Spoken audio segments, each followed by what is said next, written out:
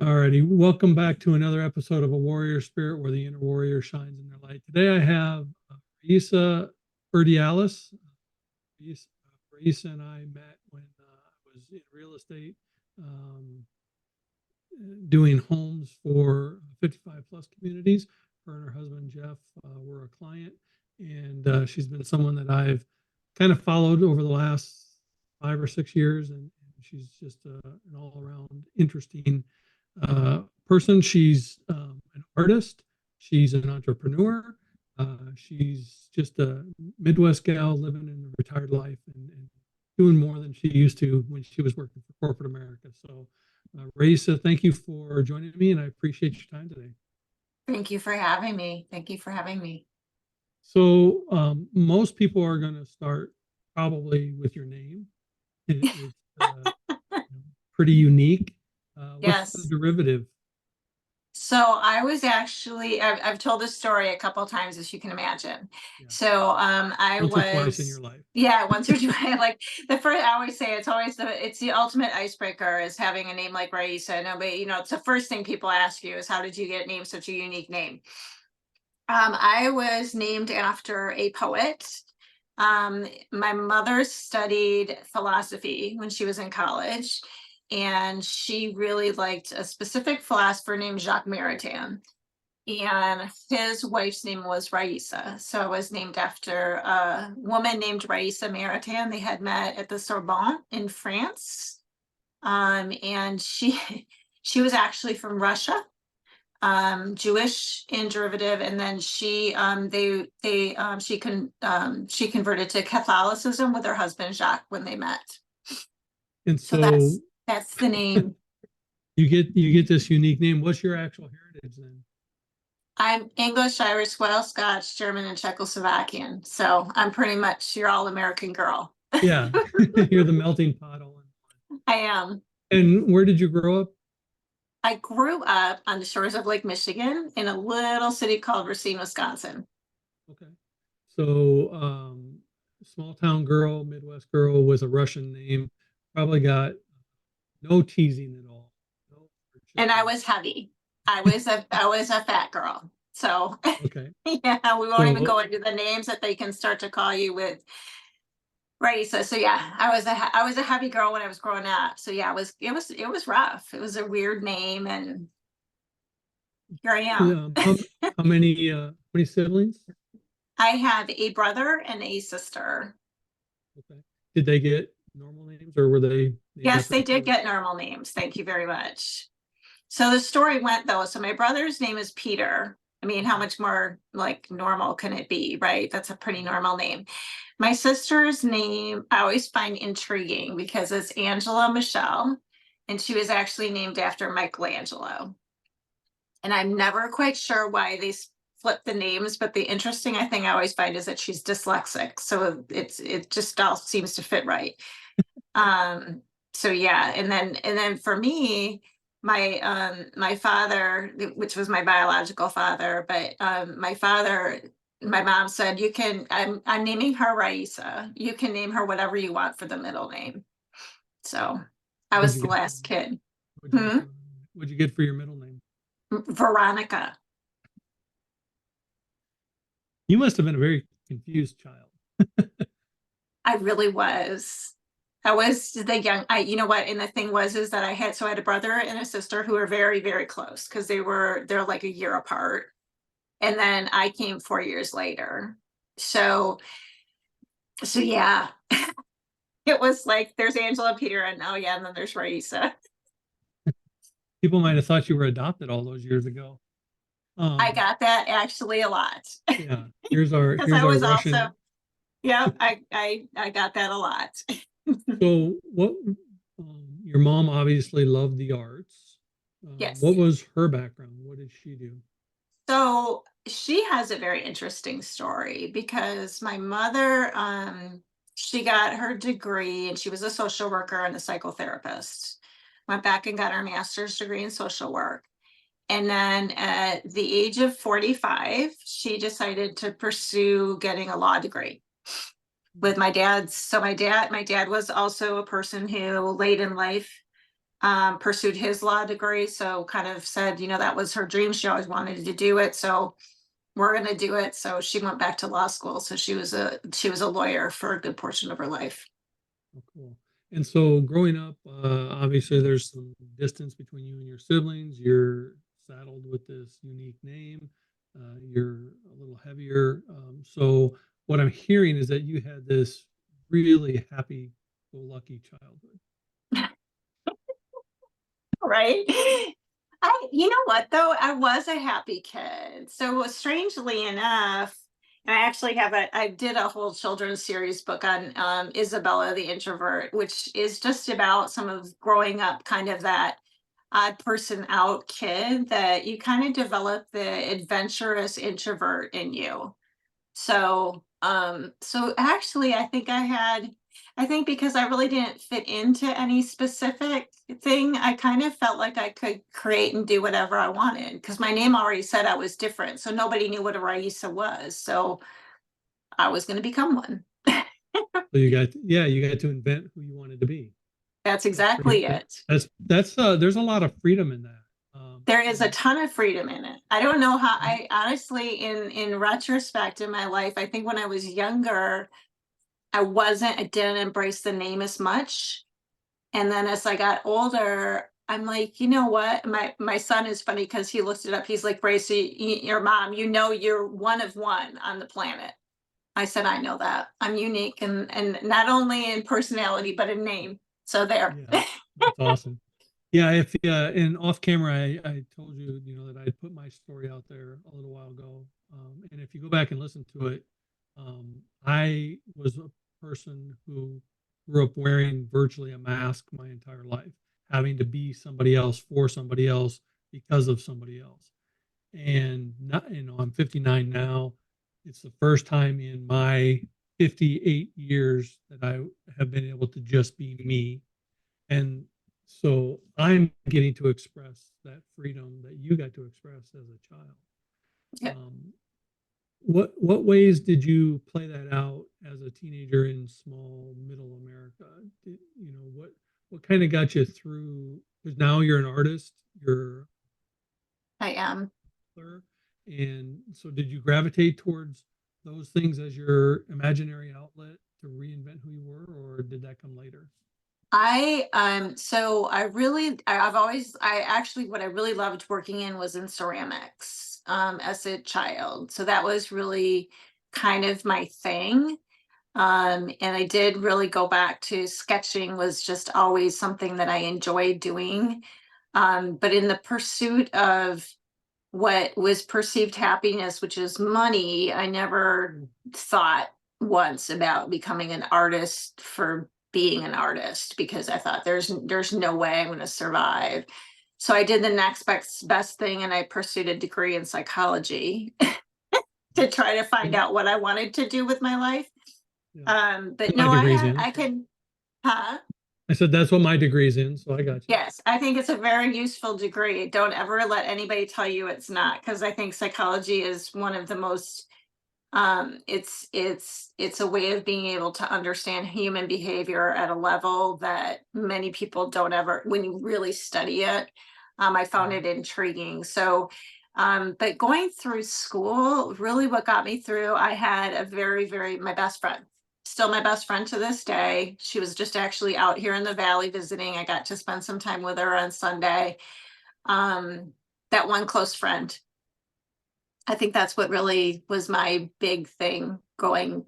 And we did stupid stuff together, because she was kind of that outside person too.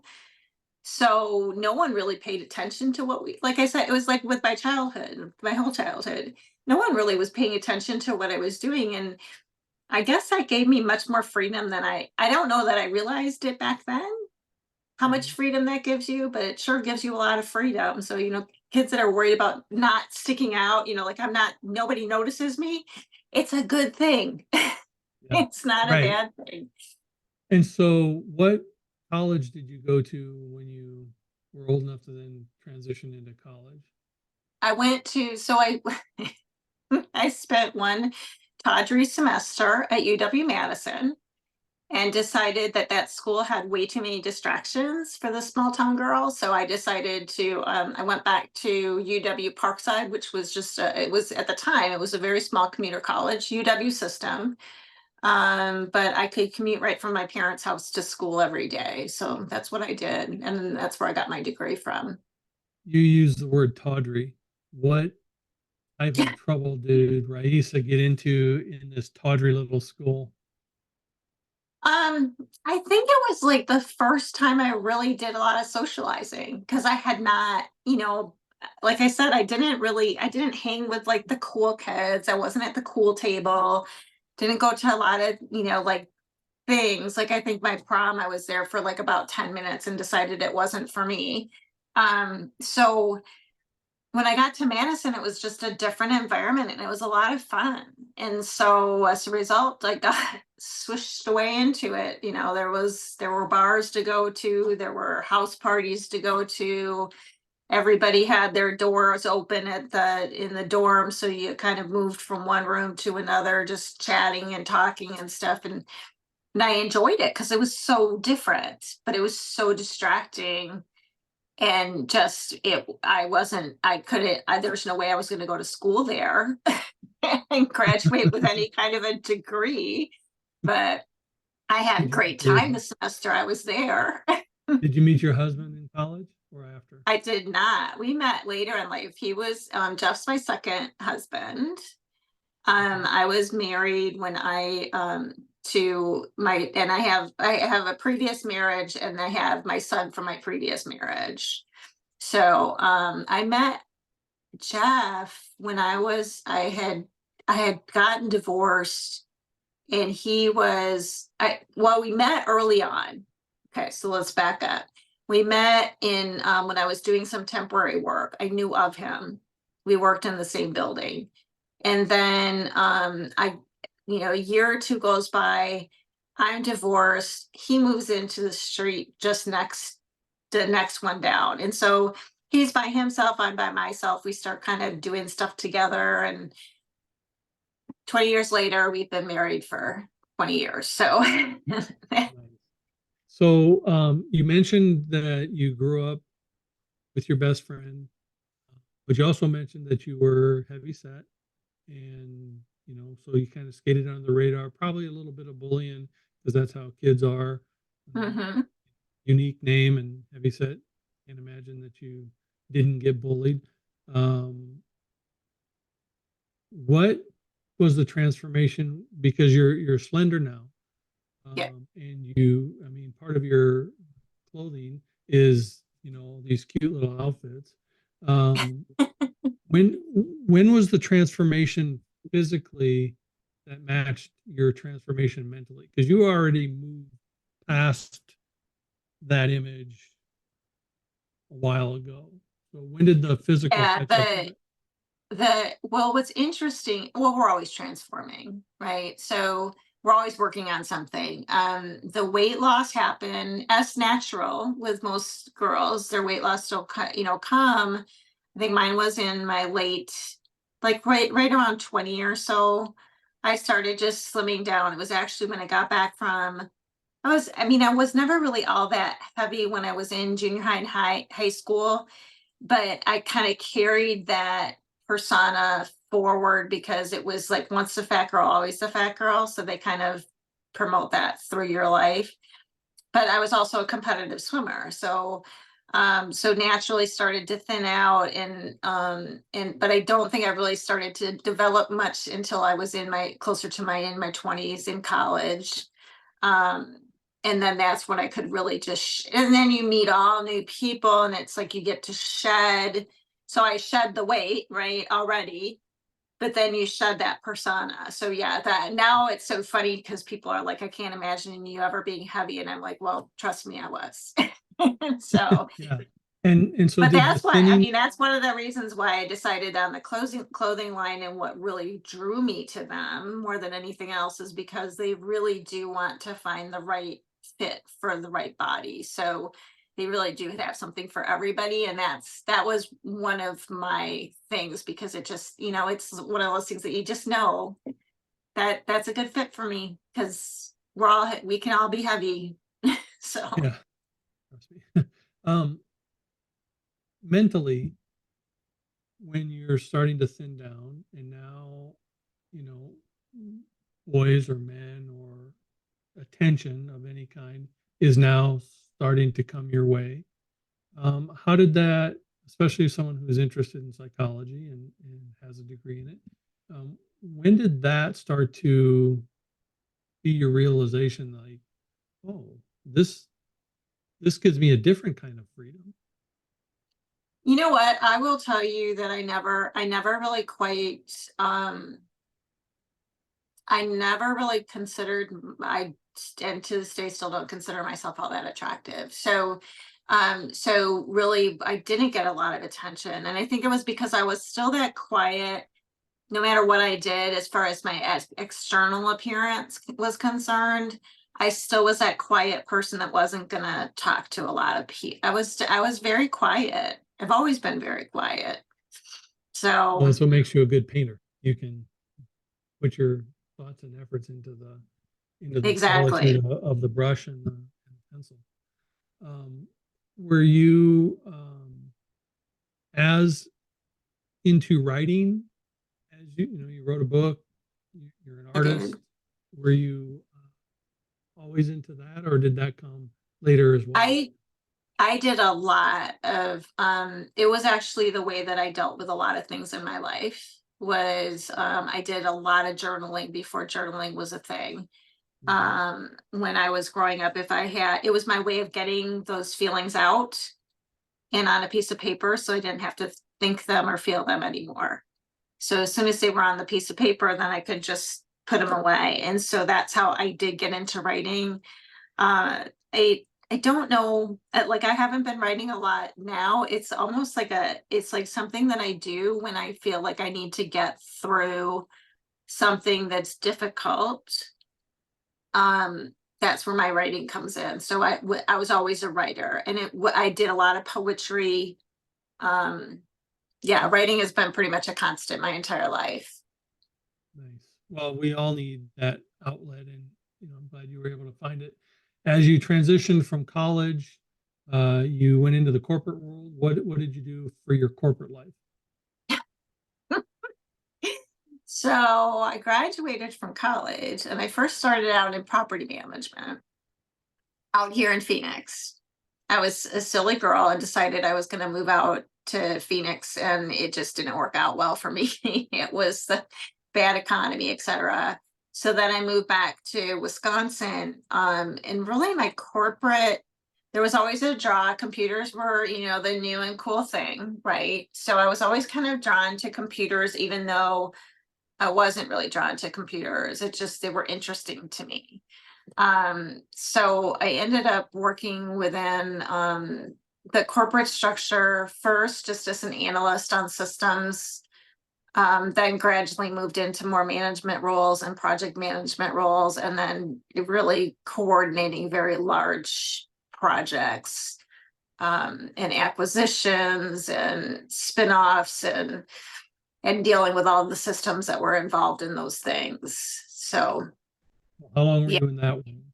How long were you in the corporate computer analytics? I would have to say too long, but if you really wanted an answer. So I started out really in heavy corporate world after my son was born. So when I was about 31, and had enough when I was 55.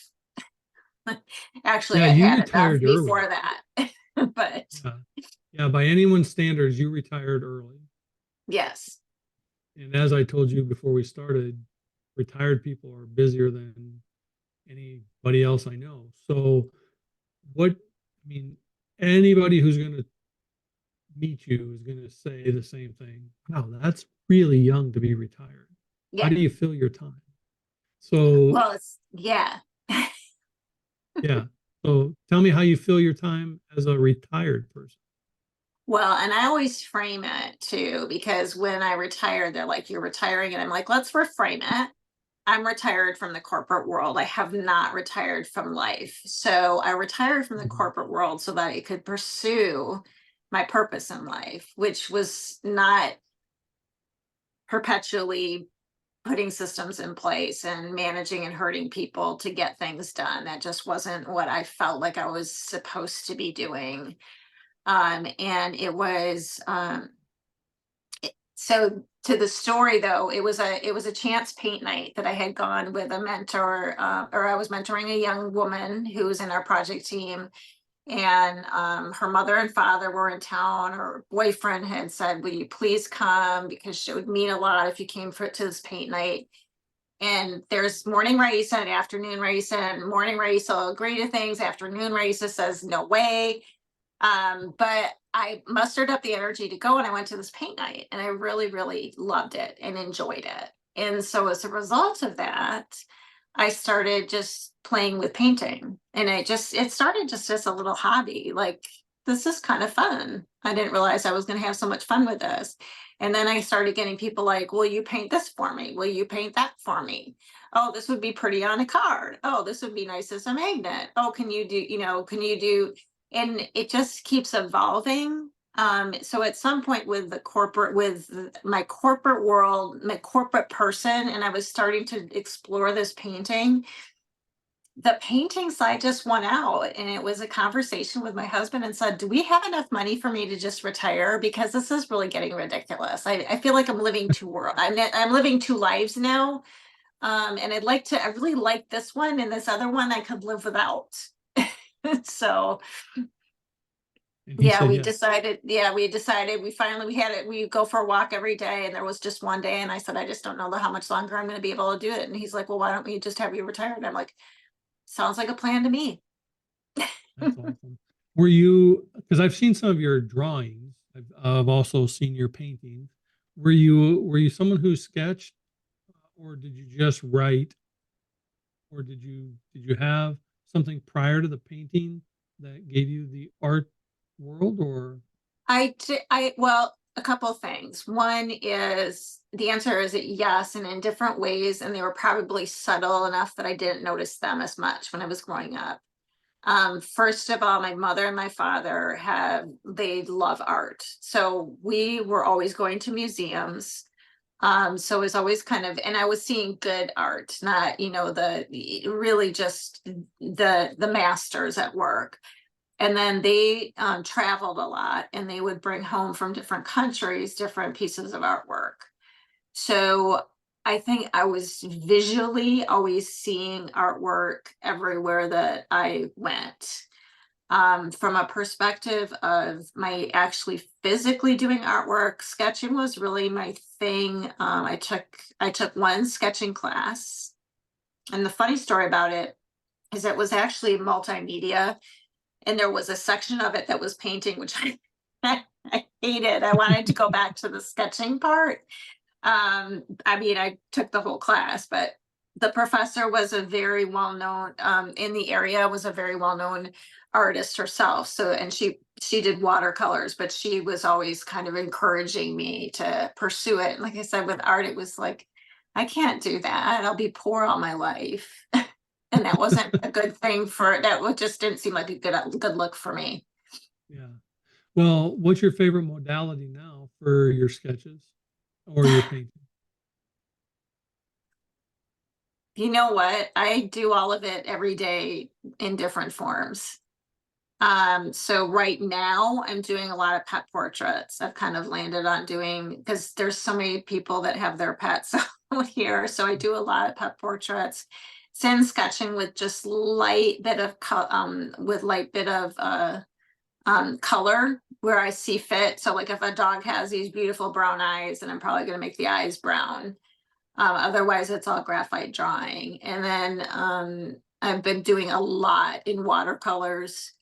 I enjoy watercolors. So I kind of go back and forth between mediums. I have a good friend of mine who's an artist. She's like, you are the most versatile artist I've ever met in my life. Because I don't ever stay doing, I have drawers full of different supplies because I can't ever stay in one medium. Yeah, I've seen a lot of your sketches and some of your watercolors, and it's stunning and beautiful. And if I wasn't moving, I would have bought a piece already. But when I get moved, I'm going to buy a piece from you. It's really Wonderful. beautiful work, and more than just being beautiful work, there's peace in your work.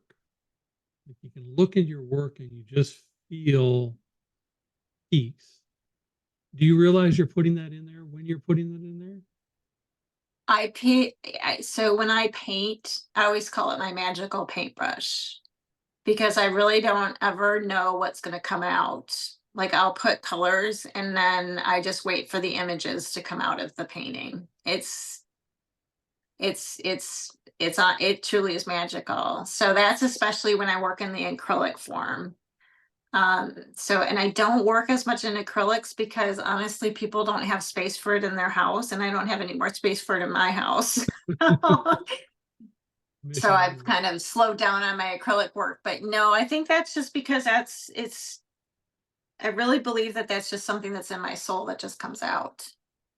Well, I see the bracelets on your wrist. A couple of them almost looks like what's that thing called a medallia? And wish I could. I hate when wordsmiths can't think of the words, but it looks very zen. So, as part of the psychologist and the retirement and the painter and the artist, do you find yourself getting into some of the zen and the music and the other things that go with psychology? Well, it's interesting you should say that because there's a book that I've been reading is Your Mind on Art, Mm, and it talks a lot about um the need for us, even if it doesn't matter how well you do something creatively, it matters that you do it mm, because doodling is good for your mental health. And so I think if anything, it's interesting. I was talking with my mom not that long ago, and I said that it should be used in therapy more frequently because when we can't verbalize something, when we can't say something, many times we can draw those things out because mhm. it's that common language that no matter what, like no matter where you're from, what you do, if you see like a tree in a painting, you can call it whatever you want it in whatever language you want it, but that object is the same. So art bridges all language and it taps into something different in your brain. And so I really think for a healthy mind, you need to have some sort of art. You need to have something creative in your life. As a coach who coaches and who's had coaches, uh, a couple of my friends, one does coloring for adults, so that Hmm. you know, and that's become really popular. And then another one does what's called Zen Tangle, which is a Yep. form of doodling, but it turns into this beautiful, artwork. My wife, with her brain fog from her illness, she's used coloring to ease the anxiety. She's used some of those techniques to, just recenter herself and get reconnect her brain. So I can see, the Yeah. validity in all that you're saying.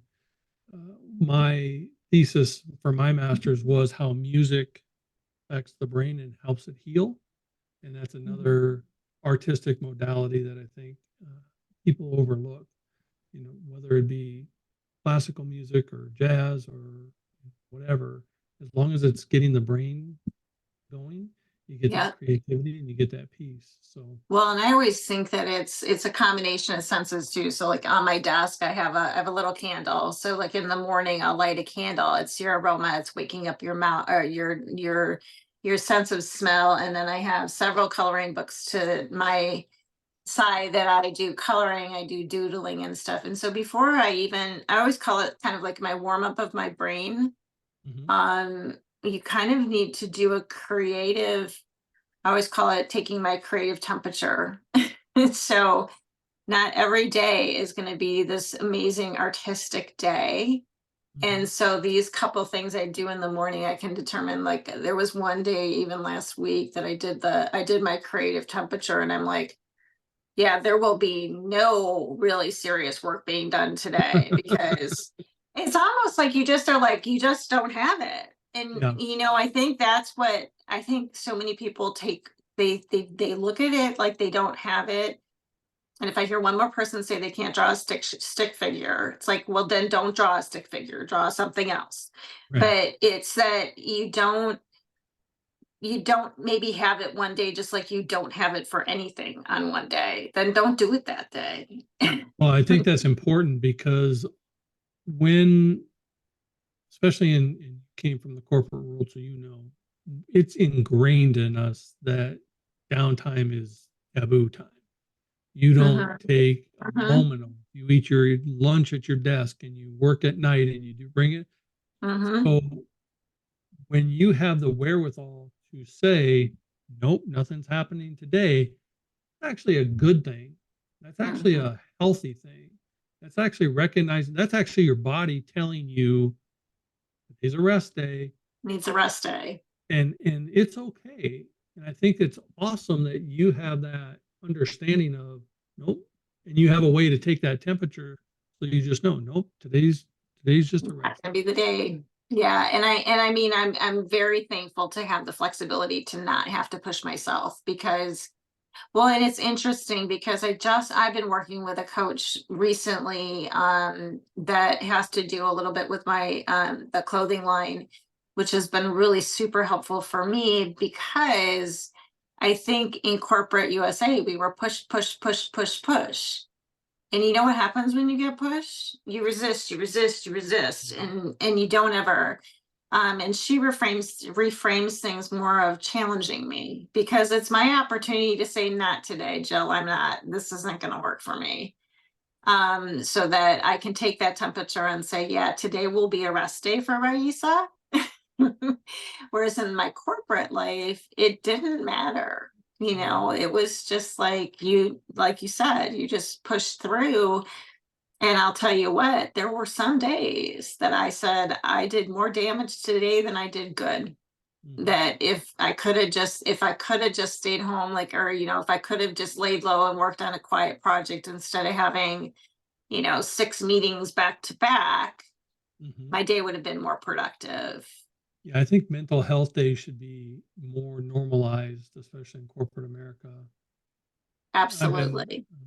and I tell my when I tell my story, I talk about when my dad was passing, and I sat at his deathbed while they cleaned him up from projectile vomiting, pulling out a laptop so I could write a contract for a client, because real estate doesn't care that you have a personal life. And it's still, I mean, it's been 4 or 5 years now, and it angers me that I had to choose business over just spending the last few moments of my father's life being a son and being with my father. It makes me It, sad. and Yeah. it's, we have to normalize, like, in corporate America, we typically get 2 weeks of sick pay. And 99% of the time, when someone calls in sick, everybody else knows they're not sick, they're just taking a day off. Right. And that should be okay. It should be a mental health day, not a fake sick day just so I can I'm sick of revitalize. working. It should be a sick of working day. Right. I'm sick of working day. Yeah. I So have an eye problem. I can't see myself coming in today. exactly. Well, Yeah. because here's the thing that I always say to people is, like, we know so much about the human body. We know how, our hearts are, that we can recreate, we can do replacements and all these things. But I'll tell you what we can't do anything for is the brain. Mhm. The brain is something that needs, like, we know the least amount about it, and yet we push it past its limits all of the time, and say, I always say, if a person knows when they're mentally getting tired, Mhm. just like they know when they're physically getting tired, but Mhm. it's that you don't see the mental exhaustion like you do the Mhm. physical exhaustion. Yeah. And it's unfortunate, but that's where we have to trust people that they need that break. Because I'm 100% in agreement.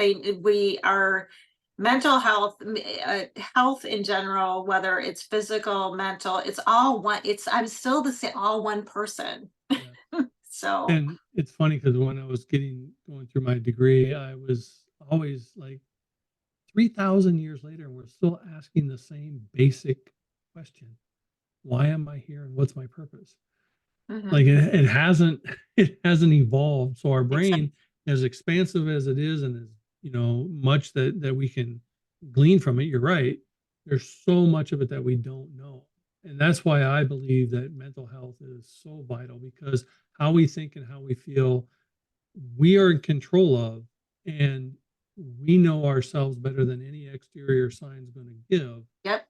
And so, we have to take care of that mental part of who we are. You mentioned your clothing line. How did you get into clothing sales? So it was an interesting progression. So I was still in corporate USA, and I was working, and it was getting a little crazy. And a friend of mine was like, "RAISSA, can I throw you this party for this leisure wear that I'm selling?" I'm like, "Sure, why not?" So we did it, and quickly, I mean, I had a lot of people, they bought on my party, and then I got all kinds of cool, free stuff and half price stuff and everything. And the woman asked me, do you want to rep for the company? I'm like, "Sure, sounds great." And I think it was, at the time, I think it was just that I really was looking for any way out of corporate USA I could possibly find. And this seemed like it was a viable way. And through that, I ended up, I repped, and I tried, I did some parties and stuff. And then through some of the coaching with the women, I was working through the kind of, it's a red light, green light kind of, take the scenario, red light, take the scenario, green light. And it's when I came to the realization that I really did need to retire, that my mental health was starting to really suffer. And after I did, then I found that my whole world was opened up a little bit further. And the clothing didn't seem like as much of a good fit anymore. So I stopped. And I missed it. And I missed the people. And I missed the community. Of course, I missed the clothes, because like women like clothes. It's just that simple. It doesn't ever stop. So one of the women was like, "Well, can I throw you a party?" And it was around Christmas time. And I'm like, "Sure, throw me a party. I could use some things for, the family for Christmas." And so she threw me a party, and she's like, "RAISSA, I have to ask, do you want to come back and rep?" And I'm like, maybe. I'm not sure. But at the same token, I was like, I don't know if I want to do it. It's that whole, you did it once, and then you left it. So you left it for a reason. You need to explore the reason. So I said, I'll get back to you. I need to explore some of the reasons why I left. And really, I needed, I think, that time away from corporate USA to be able to say, you know what, I can challenge myself, and I can do hard things and do different things. And I think the RAISSA who couldn't be an artist, it's like, you're not going to make money. What I really missed in retirement was people. I missed meeting new people. And so this gives me that great outlet to be able to meet people and get them in clothing that they feel comfortable with, that they're going to be happy with, that they're going to be able to work out and feel confident. Because, again, Fat Girl RAISSA says, I really think that everybody can look good. And I think that you just have to find the right clothes to do that. And then ultimately, my next step is to start to coach some young girls in. I want to really teach that mindset. And again, it's not about the clothes as much as it's about teaching healthy mindset, teaching limits, teaching, your worth, that it's, that you can do hard things and you can be confident. So that's really where I want to take it next. I'm starting to look to form my team. So I'm starting to reach out to different people I think it would be a good fit for. But it has to be a good fit for them. That's the way I look at it. Well, the limiting beliefs that we all put on ourselves keep us from living our best life. And anytime you can help someone step through that or past that, you're impacting in a way that goes beyond anything monetarily, and you're changing lives by doing it, which is why I love doing what I do, because I get to see that play out time and time and time again. I just had a client who told me one of the greatest compliments. She said, "Thank you for hearing what I couldn't say." And to be able to pull that out of her, and to watch her grow past her own limiting beliefs is part of, the joy. And I can see where that would bring, especially with a psychology background, where that's going to bring you your next level, your next purpose. Because in retirement, yeah, money's still okay, but you're not, otherwise you'd have stayed in corporate America. You're wanting more Exactly. beyond what the money is going to give you. When did you get comfortable in front of a camera? I don't know so I think I'm pretty comfortable in front of a camera just because I had to lead so many meetings in corporate USA. I might as well, like, as a matter of fact, I find doing things like this or doing a live on Facebook or any of those kind of things as being a more intimate setting than some of the things that I had to do in corporate USA, because I was in front of CEOs and having to give status reports and answer difficult questions. So in some ways, being in front of a camera doesn't doesn't feel any different than how it used to feel having to be in corporate USA. Now I can say back then there was an evolution of being more and more comfortable within being able to lead different projects, and it comes with doing it over and over again. That's where I'm always like, the first speech I ever had to do, I took a public speaking course when I was in college, and it was how to make a peanut butter and jelly sandwich. And I held onto that podium for dear life. The professor had like a chair that was to the side of us, because they said if your legs start to get shaky, to just like lean your leg next to the chair.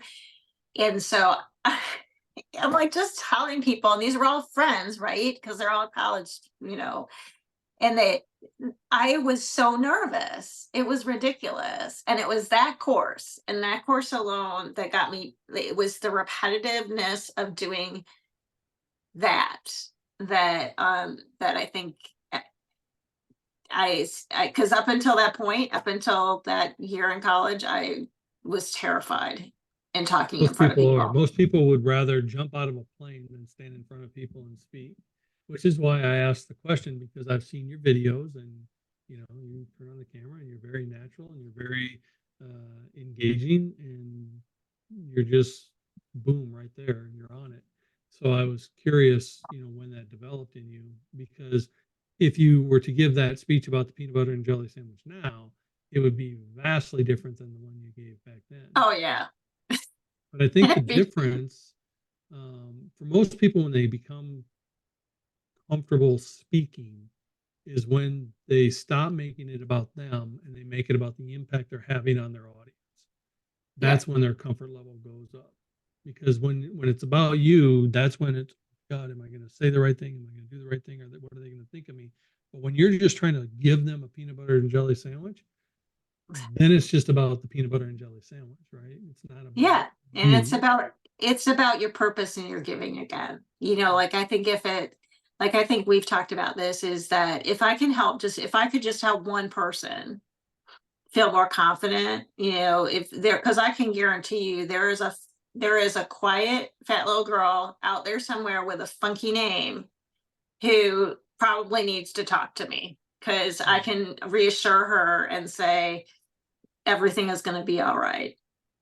Yeah. And that And I, same person, I always think of it the opposite direction too, because I forever am ever going both ways. But I also think to myself sometimes, remember some of those things that you enjoyed doing when you were little and make time for them now that you're an adult to go and do it. So, like, if you get the impulse to do a cartwheel, which I have had this impulse to do, I will do the cartwheel because you know what? I want to do the cartwheel. Might not be the best idea, but yeah, sometimes that's that little, younger race. As a matter of fact, my friend, when she was here, she's like, we need to go down the Salt Lake River. And she's like, it's going to be a lot different than when we did it the last time. And I said, yeah, we'll be slathered in, suntan, sunscreen, hats on, and yeah, there will be not in a big inner tube with the beverages, that type of thing. But it's like sometimes you have to really remember not only what you would tell the youth, but what your younger self should be kind of whispering to you to what to do. And I think that's where my art is that I think I still feel like I went full circle. I think it was always like I'll tell you a story, and I don't know how much more time we have, but and my dad, when I was growing up, he bought me I wanted nail polish. And not for your normal reason why people want nail polish, right? So my dad buys me this nail polish, and I go out into the backyard, and I'm painting on leaves with my nail polish, and I'm painting on my dad was he's like, "I did not buy you that to be painting on leaves," and I'm like, "But they look so pretty and the flowers were all gone, and I thought this was a nice way to make this." So yeah, that was like, and I must have been maybe like 8 at the time, but yeah. So I had no desire to do my nails, but I did want to use something to make the leaves look prettier. I think you're absolutely right when you say, I believe that it's our adult path and our adult direction to go back and remember that youth that somebody else tried to tuck away. Remember that youth that got squashed and bring that, let them know that they're now safe and protected and bring them forth so that they can live. Because living a joy filled life involves living a youthful passion for life. If you watch kids, they're out there, rain or shine, enjoying whatever they're enjoying. We get that squash somewhere along the way. And you grew up in the Midwest, as I did. I grew up in Iowa and Minnesota, and Joe Mauer used to play for the Minnesota Twins. He's now a Hall of Famer. And one of the great stories that I love, he had 3 brothers, and they were all playing out on the yard, wrestling around like boys will. And mom came to the door and yelled at them, "Get off the grass, you're ruining your clothes." His dad turned to his mom and said, "Are we raising boys or are we raising grass? Let them do what they're doing." Yeah. And I think more of us need to go out and do those cartwheels, roll in the grass, jump in a mud puddle, whatever it is. Find that youthful exuberance again to bring forth that joy that we knew as a child. Mhm. So I think that's a great reminder. So thank you for that. If there is someone out there with a unique name getting their way through life and they were to meet RAISSA, what would be your piece of advice for them to navigate those waters? Just be who you're supposed to be and don't worry about who others think you should be. Just really focus on that. I think we focus way too much on trying to be somebody that we're not. And in the process, we lose who we should be. And I think we all inherently know who we should be. To Absolutely. listen to that. I love that. And I'll ask you the last question that I ask my guests. What does a warrior spirit or having a warrior spirit mean to RAISSA? It means having the ability to do tough things, to do things, that thing that makes you excited is also the same kind of feeling that you get when you're scared. So just know that when you start getting that really scared feeling, it just means something's exciting. Mhm. And it's just that reframing of that that can push you to do those difficult things in life. I love that. That's a great sentiment, and I appreciate that you've taken your time out of your day and your night to come on here and share your story and your journey. I look forward to where life and retirement takes you.